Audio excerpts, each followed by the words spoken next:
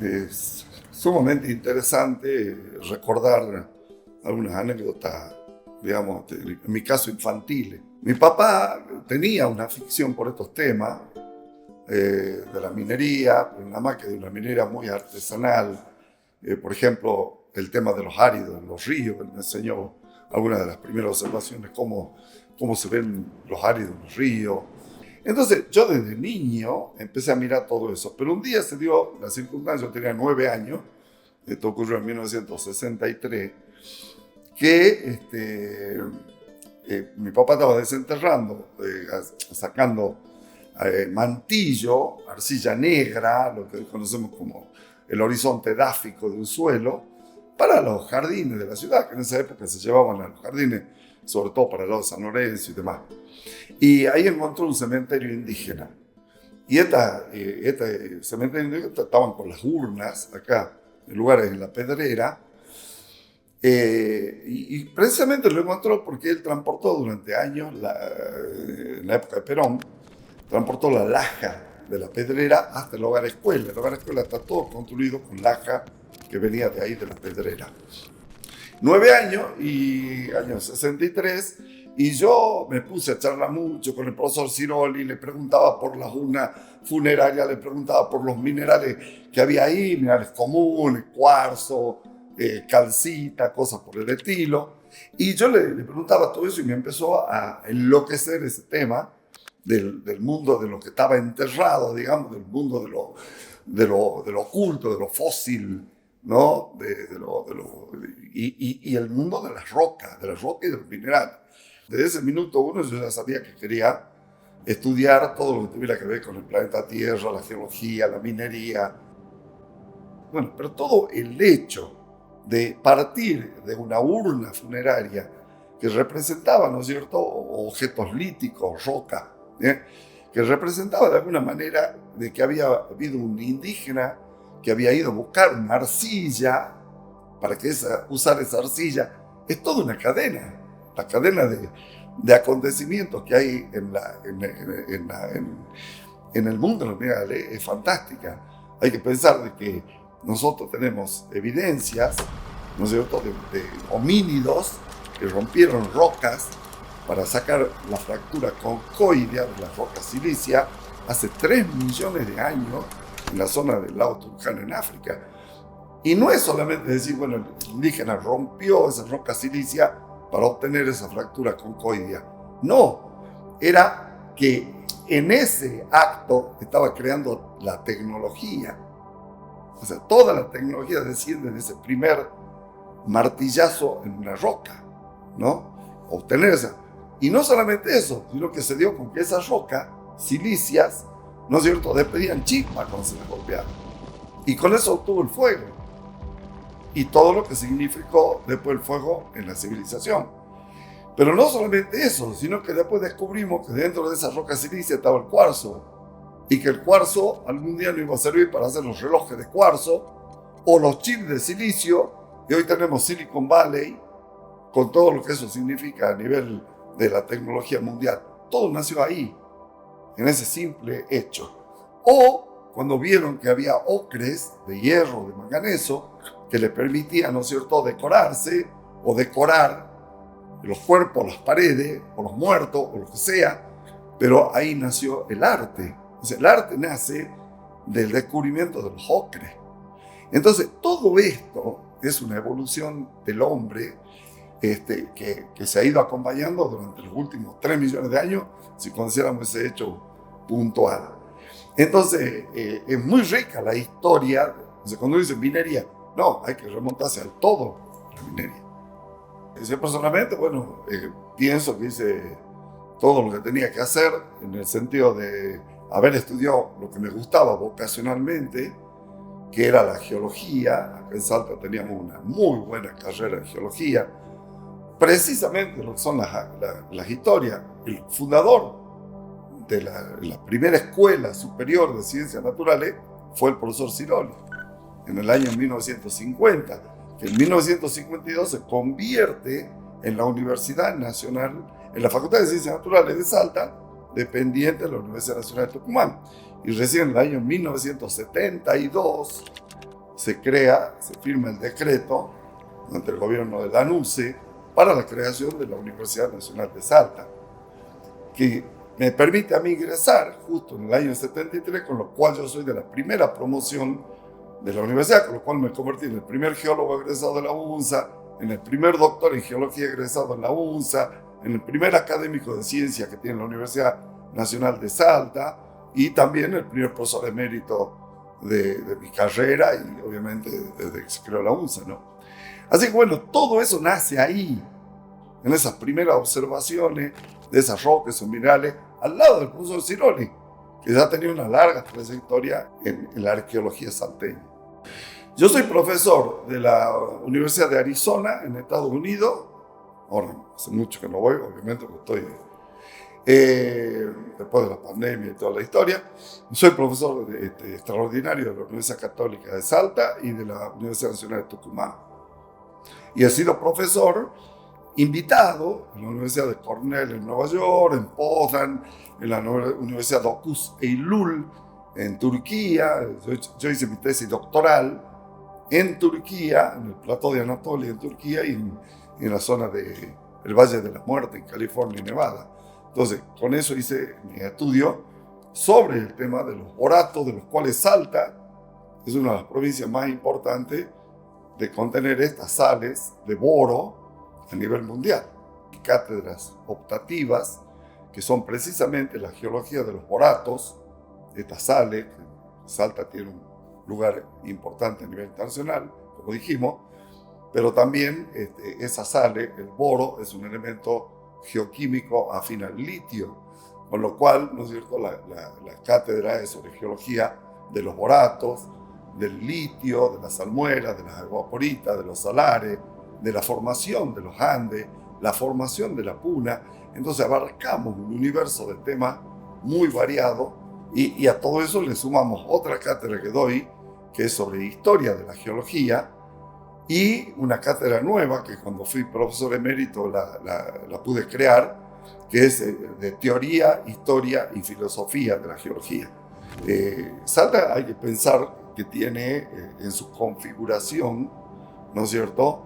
Nosotros tenemos no solamente desde las rocas más antiguas del periodo precámbrico, rocas de 550, 600 millones de años, hasta las que se están formando actualmente en la llanura chaqueña, o sea, los sedimentos modernos que se depositan en la llanura. Entonces tenemos desde las raíces profundas de los Andes que están ahí al borde del Valle Calchaquí, toda esa roca vieja llena de mica, hasta lo que se sedimenta hoy en la llanura. Y en ese contexto geológico de tener todos los tiempos, el precámbrico, todo el paleozoico, el mesozoico y el cenozoico, todo eso a nivel del tiempo y a nivel del espacio, digamos, la deformación de los Andes, que es producto de la placa de Nazca que se hunde debajo de la placa sudamericana, genera todo esto que conocemos, desde la cordillera volcánica, donde tenemos los volcanes más altos del mundo, con el Huayllaco, donde se encontraron las momias, con las cuales se pudo crear el Museo de las Momias en Salta, ¿no es cierto?, hasta pasar por todo lo que es el ambiente de la Puna, todo lo que es la cordillera oriental, con los valles, ¿no es cierto?, el Valle de Calchaquí, el Valle de Lerma, el Valle de Sianca, que son escalones tectónicos de los Andes que van bajando hacia la llanura chaqueña, luego la deformación de la Sierra Subandina, donde tenemos todo nuestro petróleo y gas, y finalmente la gran llanura chaqueña o chaco-paranense. Entonces, Salta tiene la ventaja de que uno puede ir y seguir las teorías de Darwin en vivo y en directo. Yo he sido profesor los últimos 40 años y también durante los últimos 45 años he escrito una columna semanal. Justamente en febrero de 2024 se cumplen 45 años de que escribo una columna semanal del diario El Tribuno de Salta, que después se reproduce en muchos otros diarios, portales y demás, sobre todo muchos portales mineros. Cuando yo empecé a trabajar en la minería, en el año 1979, la gente que trabajaba conmigo tenían segundo, tercer grado, eran prácticamente analfabetos, ¿no? En la puna. Eran pastores durante la época que no se trabajaba en minería, y en la época de minería eran obreros mineros. Esas personas, ¿no es cierto? Los nietos de ellos, ¿no? O los hijos, nietos o bisnietos en algunos casos, han sido o son actualmente alumnos míos en la universidad. Esto demuestra el salto que ha habido cualitativo, que hoy tengas chicos de la puna que se están por recibir de geólogos, ¿no? Y que vienen de, ya digo, de pueblitos muy pequeñitos y que la única esperanza que tenían era criar algunas ovejas. Esto por un lado. Por otro lado, yo toda la vida he tenido alumnos varones, geólogos, estudian geología, pero varones. Y resulta que antes tenía, por ejemplo, más o menos unos 10 tesistas, aquí y en otras universidades, tenía 9 varones y una mujer. Y ahora se dio completamente al revés. Ahora tengo 9 mujeres y un varón. Yo creo que haber escrito, con un enorme esfuerzo, ¿no? Haber escrito, ya digo, semanalmente para transmitir conocimiento a toda la gente de Salta, y hoy gracias a las redes en el mundo, porque mis colegas, mis alumnos, yo tengo en este momento alumnos viviendo en Alemania, Estados Unidos, México, en fin, en muchísimos países, me pueden seguir o pueden leer mis artículos en las redes. Haber escrito y haber mantenido esa columna y haberlo volcado en libros, yo tengo más de 65 libros escritos sobre todos estos temas de divulgación de la geología, la minería, creo que ha sido una cosa importante. Pero eso es desde el punto de vista de lo académico, lo universitario. También me tocó ser 2 veces secretario de Minería de la provincia de Salta y haber impulsado la actividad muchísimo, a tal punto que, bueno, en el primer gobierno que ocupé el cargo de secretario durante el último tramo del gobierno de Juan Carlos Romero, hicimos una obra que fue fundamental para la Puna, que fue el gasoducto minero de la Puna, un gasoducto que tiene 185 kilómetros de largo y que llega desde el río de las Burras hasta el Salar de Pocito, que después hizo un tramo de menor, más pequeño, para llegar hasta el Salar del Hombre Muerto, donde está la minera de litio, la antigua FMC, que se llama Leiben. O sea, esa obra, si uno la ve en conjunto, los 140 kilómetros más que tiene, con los otros 180, estamos hablando de una obra muy importante, un gasoducto de altura, que no es fácil hacer un gasoducto de altura. Así que eso fue una obra, digamos que importante.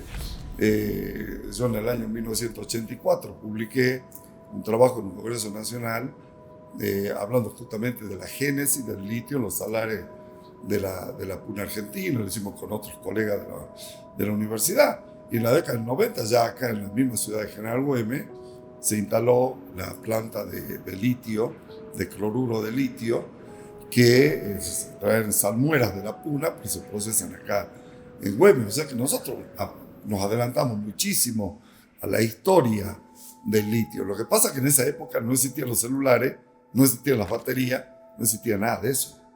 Entonces, todos los celulares, los teléfonos celulares, las laptops, las computadoras y los autos, cuando digo autos es toda la electromovilidad, autos, camiones, ómnibus, motos, monopatín, lo que uno quiera, se hacen con batería de litio. Hubo una explosión, digamos, en eso, en la búsqueda de este elemento químico, que ya digo, nosotros en Salta se venía estudiando desde la década del 70. Es que Salta, si uno la mira así en una línea de tiempo, ¿no? Nos llevamos varias sorpresas. La primera es que hubo minería antes de la llegada de los españoles. Eso ya en el Cerro Acay, los indígenas lavaban oro en el Valle de Calchaquí. Salta casi se funda en el Valle de Calchaquí por esa razón, no acá, toda una historia. Pero los primeros conquistadores, Almagro, Diego de Roja, vienen por el oro y llegan al Valle de Calchaquí por el tema del oro. O sea, vienen buscando la minería, digamos, del oro y de la plata, los metales preciosos. Pero en realidad, ¿no es cierto? Salta, salvo eso, siempre fuimos, durante 4 siglos, fuimos proveedores de la minería. Todo comenzó en la vieja ciudad de Esteco, la Esteco 1, que está allá cerca del Vencido, Quebrachala adentro, que se funda en el año 1566 y se tiene que abandonar en el año 1609.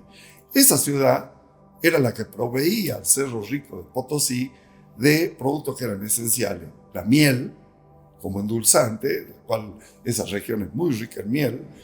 La cera, para todos los procesos de amalgamación, amonedación y demás de la plata, ¿no? Calafateo, etcétera, etcétera. La cera, iluminación, todo lo que uno piense con la cera, ¿no?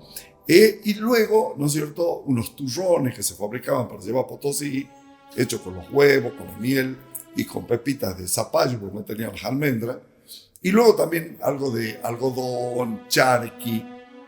Pero eso, obviamente, el gran atractor en ese momento del Cerro Rico de Potosí, por eso los jesuitas incrementaron la producción de hierba para usar como diurético, tomaban los mineros en el Potosí, o el virrey Toledo saca esta resolución para que se libere el consumo de la hoja de coca, que era hoja sagrada de los incas, y de esa manera, ¿no es cierto?, todo lo que es la zona de los Yunga empezó a aprovisionar el Potosí, y de consumir 0 se pasó a consumir 100 toneladas de hoja de coca.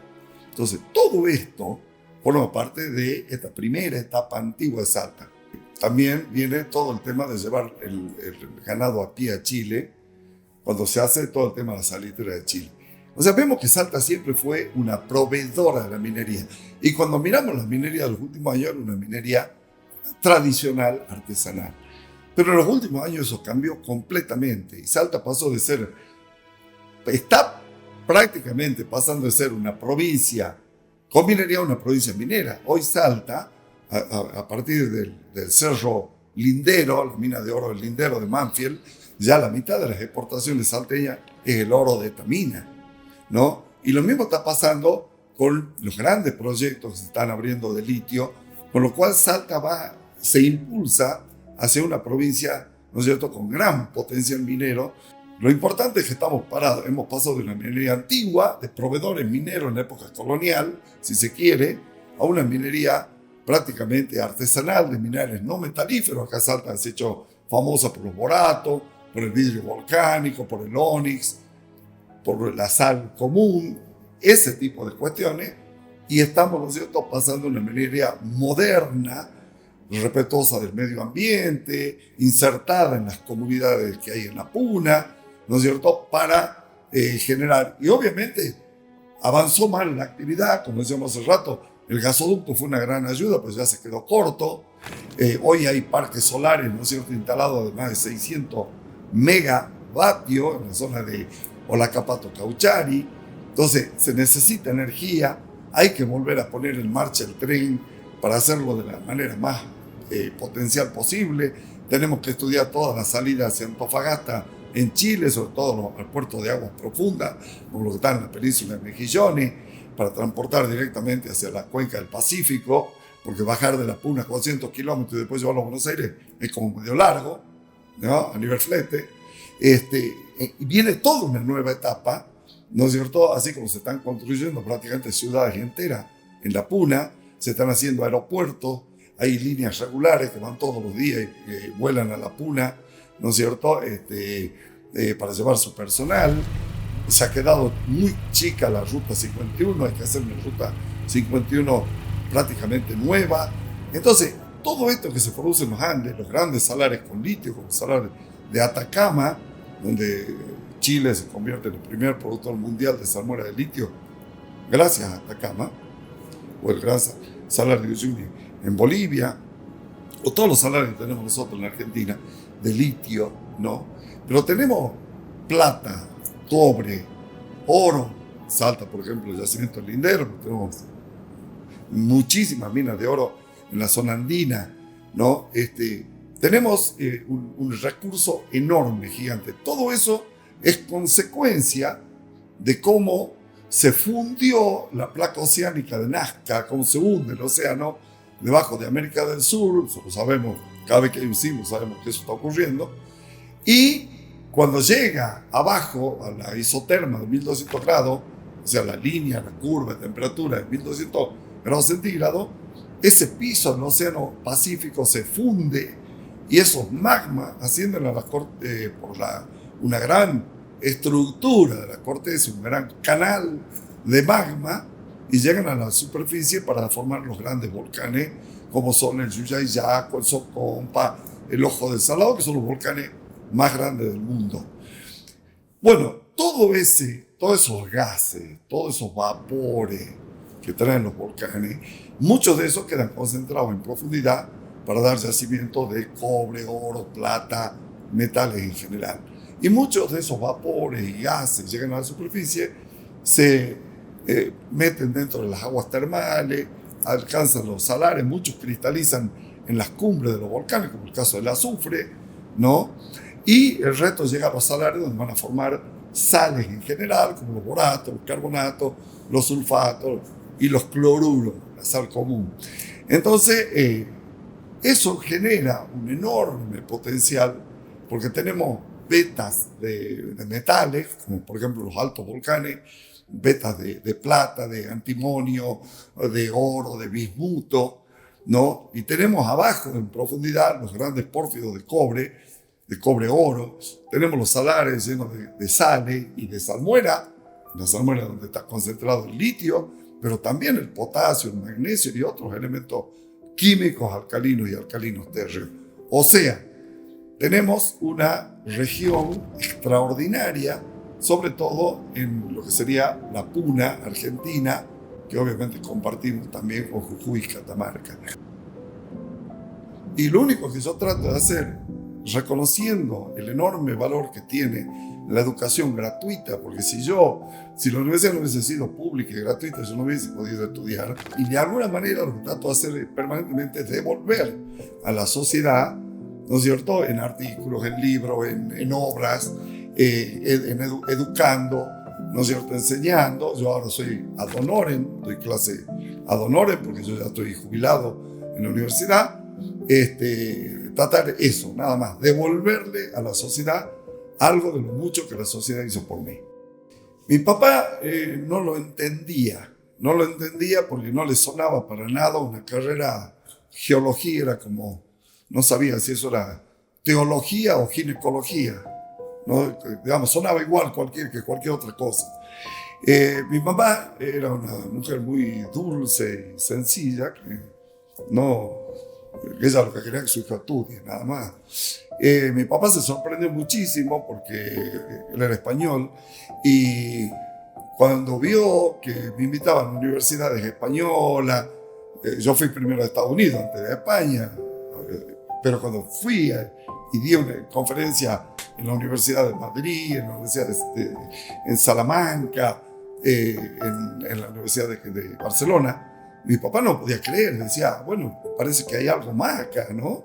O sea, le llamó mucho la atención, y el día estando con él me dice, en la puerta de la Universidad Complutense, entró conmigo en la Universidad Complutense y me dice, pensar que nosotros en la guerra llegamos hasta la puerta, nunca pudimos entrar, y yo ahora puedo entrar.